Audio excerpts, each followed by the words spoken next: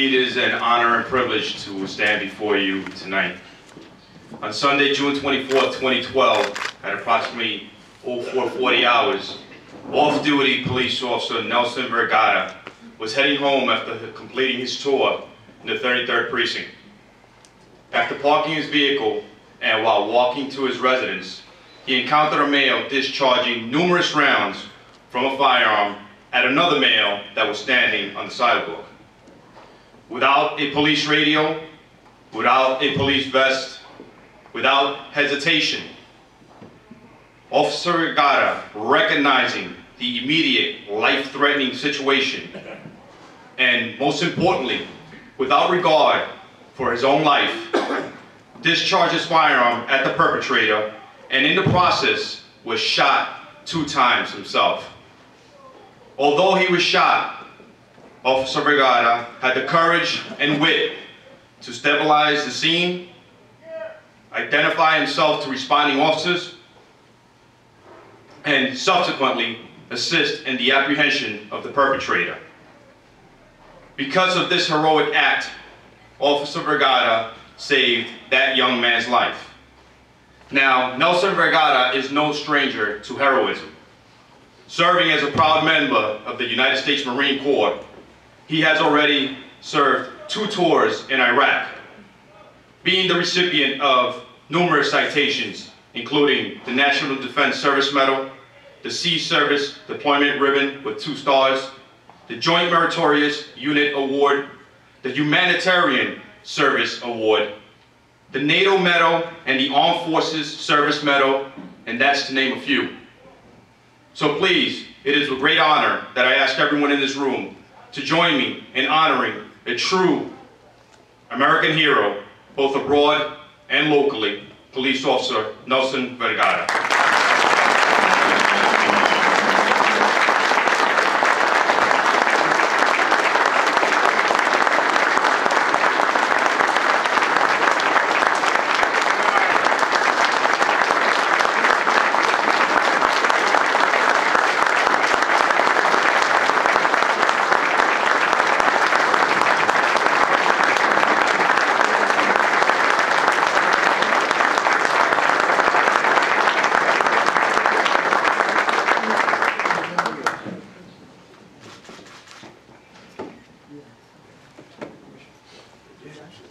Just like to call up the guys for 3-3. Got maybe you guys take a couple pictures. Everybody else.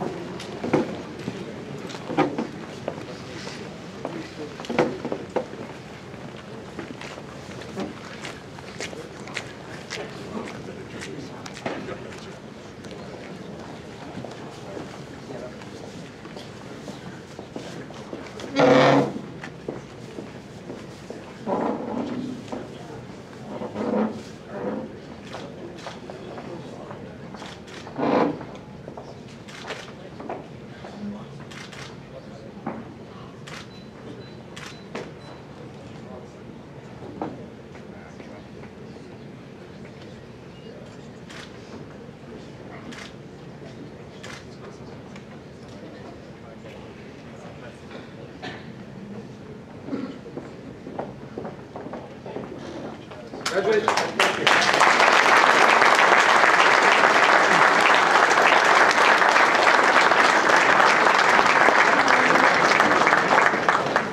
I'm not very good with words, but thank you for being here, and I'm honored to have this award. Thank you.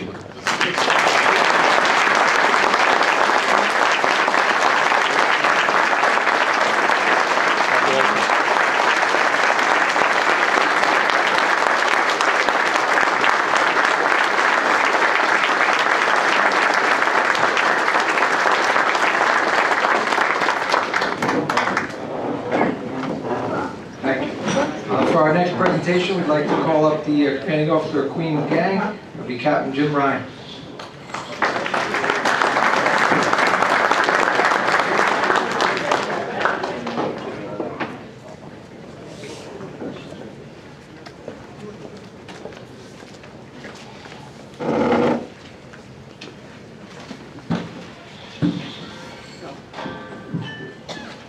Thank you, Dan.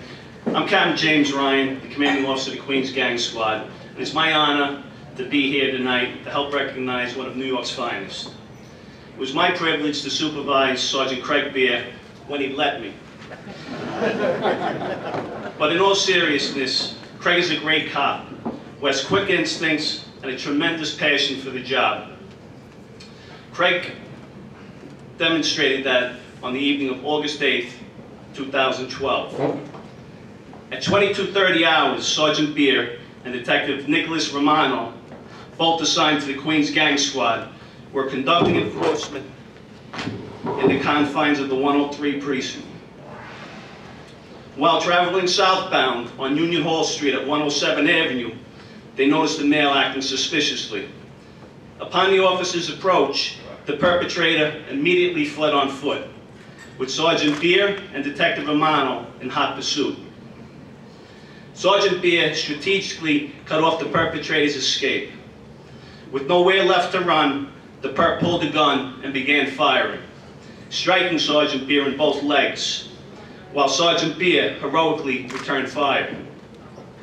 Now, this is the type of story that a boss never wants to have to tell, because all too many times it doesn't end the same way.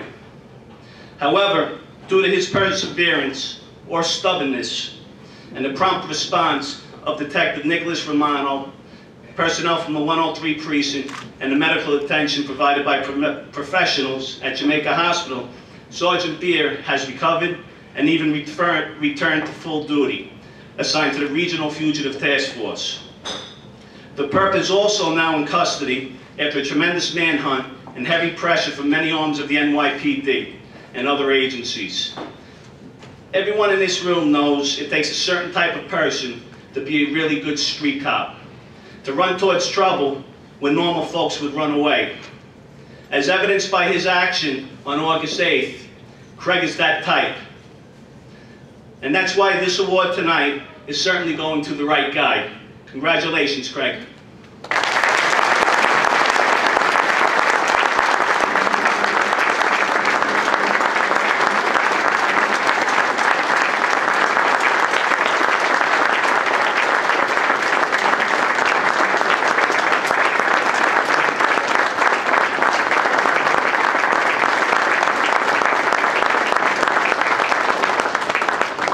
Thank all of you. I wasn't prepared to say anything tonight, so all I can really say is I'm honored to be honored, and thank all of you for coming. Enjoy the cake.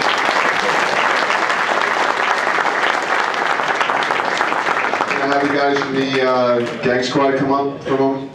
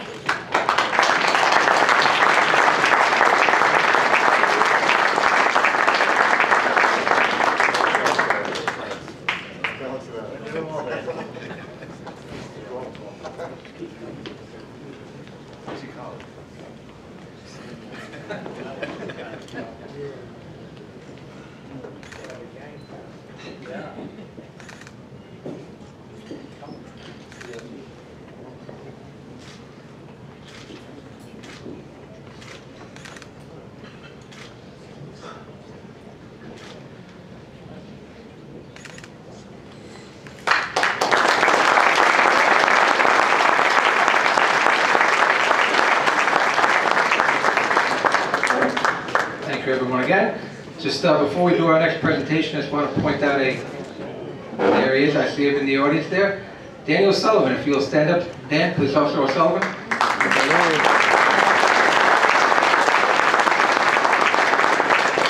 had the great honor of working with Danny back in the 90s. We'll go back too far. He and I both think we're getting older and doubling our age as we talk about this, but Danny is a past recipient of the Distinguished Service Cross, the next presentation that you're going to hear about. This medal was established in the 90s in the memory of two particular officers. One was a Bruce officer who was both a firefighter and a police officer up in Putnam County, Michael Nooner, who died in the line of duty. Years later, we wanted to keep Michael's memory alive by bringing, basically we established what was called the Distinguished Service Cross, and our first recipient was going to be Neil Forster. If anybody remember that story, Neil was a 5-0 cop who was on the Deegan, got hit by a car. Neil was the first recipient of that, was going to be the first recipient. Unfortunately, Neil passed away a year later. Years later, I'm working with Danny. Danny's incident was off duty. He was on his way home like a good cop, trying to get home on time, but he sees a car on the side of the road, wants to help these people out. Pulls over on his own, gets out, starts helping out. Another car comes along behind him, hits him, pins Danny between the two cars. That guy was the drunk driver. Danny's rushed to the hospital with excellent help, though. We're talking about immediate medical attention from the job in Queens with the gang guys. The medical attention came in this case from Port Authority. Port Authority officers were able to rush to Danny's aid. Danny recovered, but spent months at Sloan Kettering, and we're very honored and happy to have him come to every meeting since. And Danny is again a past recipient of the Distinguished Service Cross. Danny O'Sullivan.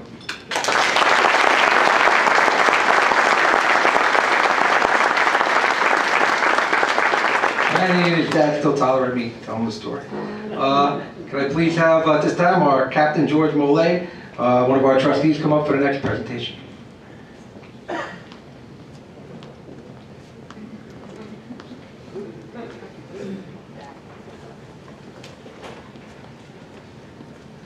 Good evening. I'm happy to be here to be able to speak about Deputy Inspector Teresa Tobin. Terry is well known in law enforcement circles for the many and varied assignments which she's performed with great competence, for her volunteer activities, for being the long-term editor of Spring 3100, the magazine those of us in the NYPD get in the mail every few months, and for her academic accomplishments, and especially for her valor during the 9/11 attack. Just a little bit about Terry. Deputy Inspector Teresa Tobin was born in New York City, and she, along with her 3 brothers and her brother-in-law, followed their father, a 28-year veteran of the NYPD, into law enforcement. Joining the NYPD in 1983, Terry began her career on patrol in South Jamaica, Queens. She was promoted to sergeant in April 1989, sergeant special assignment in June 1993, lieutenant in February 1998, lieutenant special assignment in November 2001, captain in September 2002, and deputy inspector in March 2007. She has served in the 1st, the 10th, the 13th, the 103, the 105, the 106, and the 113 precincts, as well as the PC's office, the Office of the Chief of Department, Office of the DCPI, Deputy Commissioner of Public Information, Patrol Borough Manhattan South, and the Office of the Chief of Personnel. She has served as the Executive Officer of the 1st, 10th, and 13th precincts, and she is currently the Commanding Officer of the Staff Services Section. Terry holds a Bachelor of Science in Sociology from Marist College, where she was ranked #1 in her graduating class, a Master's of Social Work from Fordham University, and a PhD in Criminal Justice from SUNY Albany, which she received just last year. Terry is also a 1997 graduate of the FBI National Academy and a 2007 graduate of the Police Management Institute at Columbia University. For the past 12 years, Terry has taught as an adjunct professor at Molloy College. She is the 2nd Vice President of the American Academy for Professional Law Enforcement, otherwise known as APPLE, and she volunteers for PAPA, which is an organization that provides peer assistance for police officers. During her career, she has received numerous honors and medals, including a Meritorious Police Duty, commendations, and the NYPD's Medal of Valor. She's the highest ranking female to receive the Medal of Valor. She's received the Kiefer Humanitarian Award, the Bruto Cow Family Foundation's Champions of Freedom Medal, the National Organization of Women's Liberty Award, Molloy College's Presidential Award for Distinguished Service, Marist College President's Award, the New York City Police Foundation's Hemmerdinger Award, the National Press Photographers Association's Public Information Officers Award of Excellence, and a special congressional recognition in honor of her acts during the 9/11 attack. and I'll just tell you a little bit about her 9/11 experience, and perhaps she'll tell us a little bit more.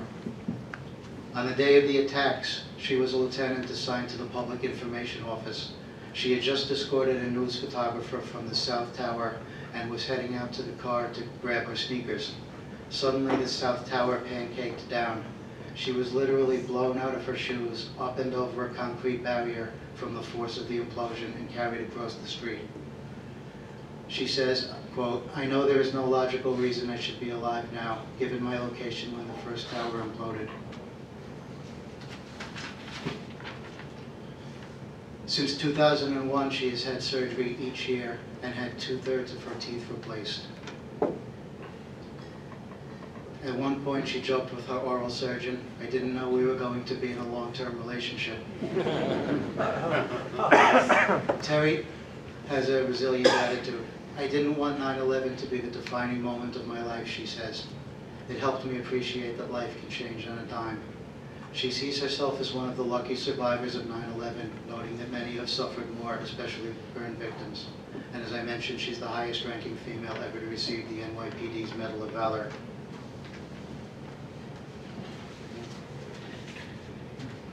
Deputy Inspector Teresa Tobin, we are proud to have you here to accept the New York State Shield's Distinguished Service Cross. If you would come up, please.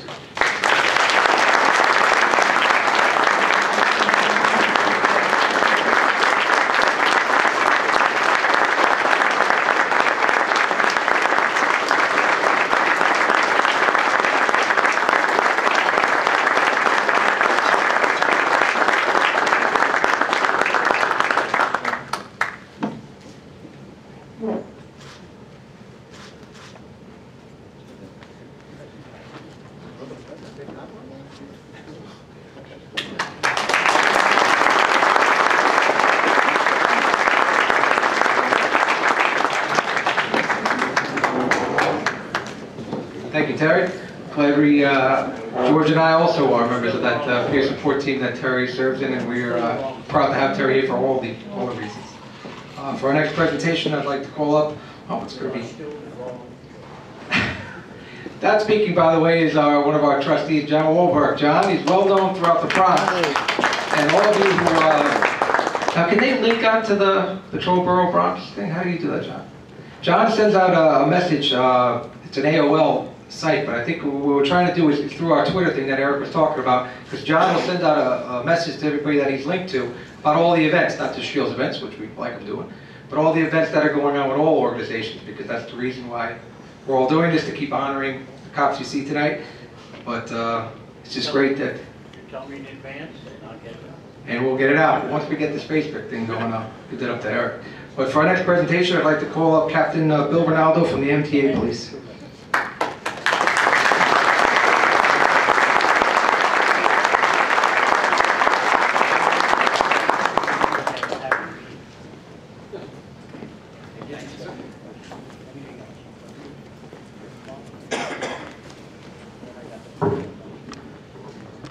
I'd like to thank the New York State Shields for this opportunity and the work that they do. They called me today to actually pinch hit for Captain Kieran, Commanding Officer of District 3, and John CO. And I'm glad they did. I worked with John since he came on board in 1999, and it's always been a pleasure to work with John Barnett. He can make a rough tour go very easy. He's a good officer to be with, and I'm glad we're honoring him tonight for his service. In addition, John Barnett is a Naval Reserve officer who served multiple tours overseas. The incident we're referring to occurred on July 4th of this year at approximately 0900 hours.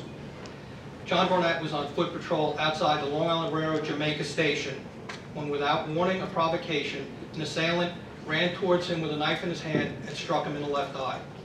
Officer John Barnett was able to fight off his assailant and come up with his weapon drawn, requesting the subject drop his weapon and stand down.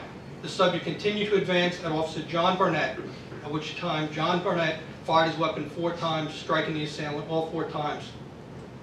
The assailant expired at the scene.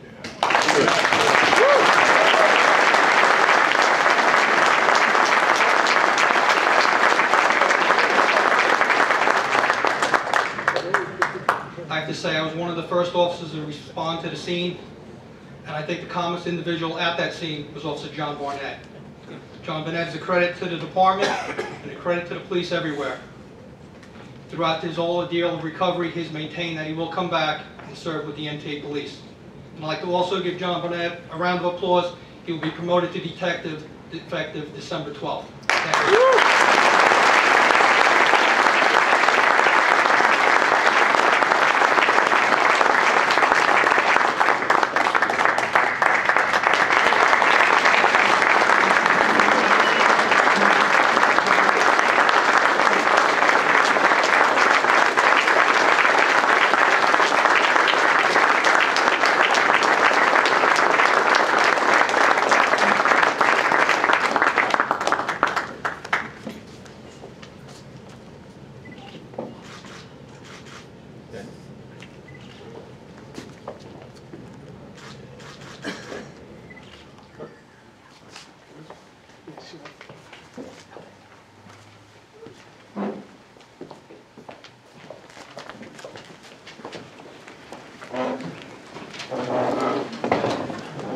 Good evening, ladies and gentlemen, and thank you for coming out. Thank you, New York Shields, for this honor and privilege, and I greatly appreciate the award. Just two topics I'd like to talk about, and the first topic is my NYPD training. I was an NYPD officer before I was an MTA officer, and also like to talk about the MTA PD training and my military training. I'm in the Navy for 24 years, and I'm still in.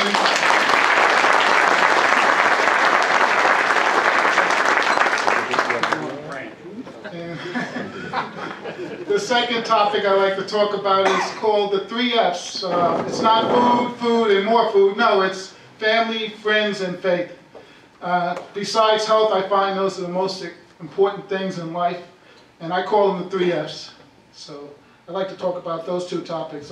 First, the police training. I believe, without a doubt, the police training I received at the NYPD Academy and the MTA PD training department absolutely saved my life. The incident only took about 2-3 seconds, so I had it, when they say the cliche that everything happens in a split second, they actually mean it. This is what my incident was all about. It was a split-second decision. I didn't have time.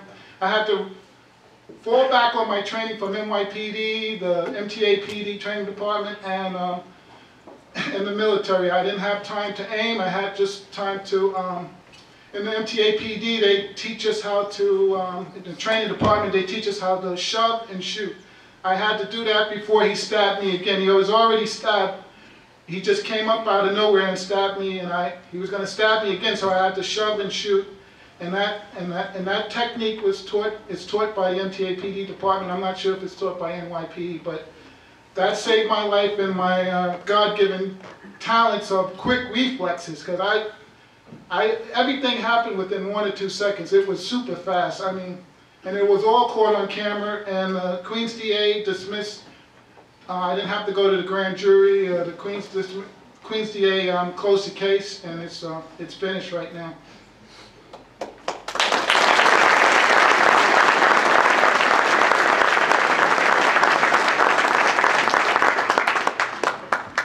Second thing I like to talk about, and it'll be real quick, is the 3 F's: family, friends, and faith.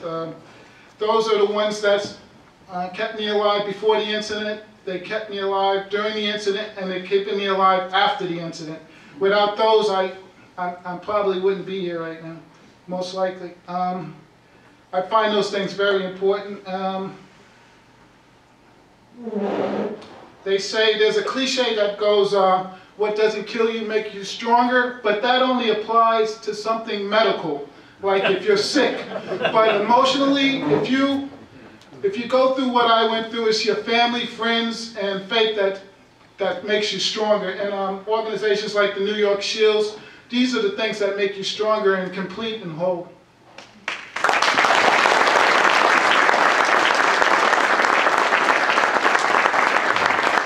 That being said, I'd like to I'd like to give a gift to someone that supported me before, during, and after the incident, and she continues to support me. Sharisa Myers, could you come up, please? My girlfriend.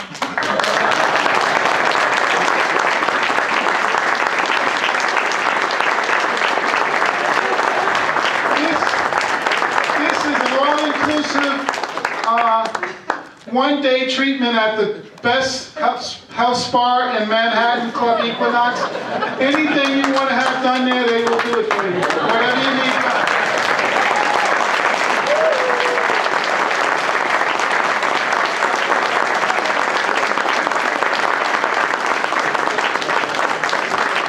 Thank you, ladies and gentlemen. I'm done. Have a good night, and I appreciate it. It's an honor and privilege to receive this award, and thank you all for coming out tonight.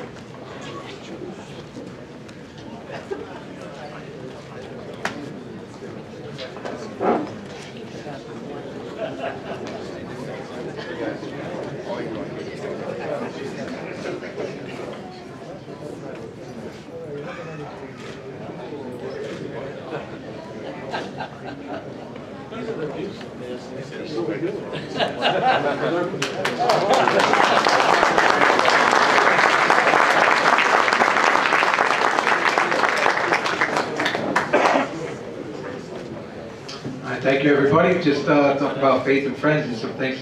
If you look around on your table, hopefully some of the mass cards are still on there. There's a poem that was written by a friend of mine that's sitting at table number 1 over there. Jerry, you'll stand up. Jerry Mark. Reading that poem, I think it'll remind you of everything you've heard tonight. And Jerry wrote it for the Shields, and we've now something we incorporate into every event. And thank you, Jerry. Thank you for coming tonight. Our next presentation, we're going to call up Captain Eric Hernandez, the next president of the Shields, and it's going to be a Boss of the Year award. All right, I'm back, folks. As they say, all due respect to the wonderful, heroic stories, they save the best for last. And for our last presentation of the evening, just so you know, every year we award a Boss of the Year, and we do, since we are the New York State Shields, and we're normally here, we always do NYPD, and we always do our friends in the other counties. And, we were able to sandwich 2 outstanding leaders here today.